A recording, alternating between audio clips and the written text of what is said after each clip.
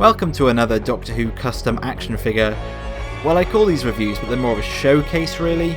Anyway, today I'm going to be taking a look at a custom that I have literally just finished, and that is my 10th Doctor with updated articulation.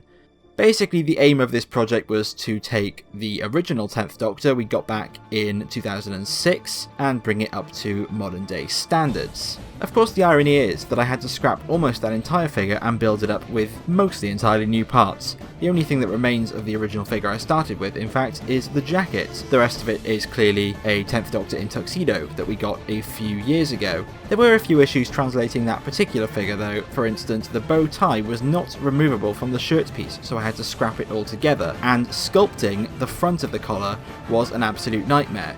Fortunately for me, I had a spare 6th Doctor lying around, and I was able to salvage the collar from that particular figure and place it on this one. And honestly, you can't really tell, it's blended in quite nicely, I think. The tie was then sculpted in and painted with the polka dot pattern. It's not based on any particular episode, just thought I'd go with a general 10th Doctor tie design. The suit, I decided to paint the more accurate brown as opposed to the weird grey colour that was used on the official figure, and the pinstripes were added in with a fine line marker. These are quite difficult to see in the pictures, but they're much more vibrant in hand. And finally, I painted the shoes with the standard cream colour, and then added a little bit of weathering to try and disguise how absolutely awful at fine detailing I am.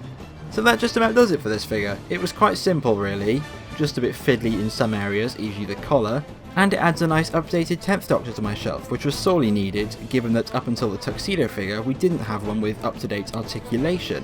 But now you can pose him in all different kinds of poses that weren't previously possible. So I hope you've enjoyed taking a look at this figure. Next one will definitely be the Series 12 Jadoon Trooper I mentioned last time. So thank you guys for joining me, and I'll see you then.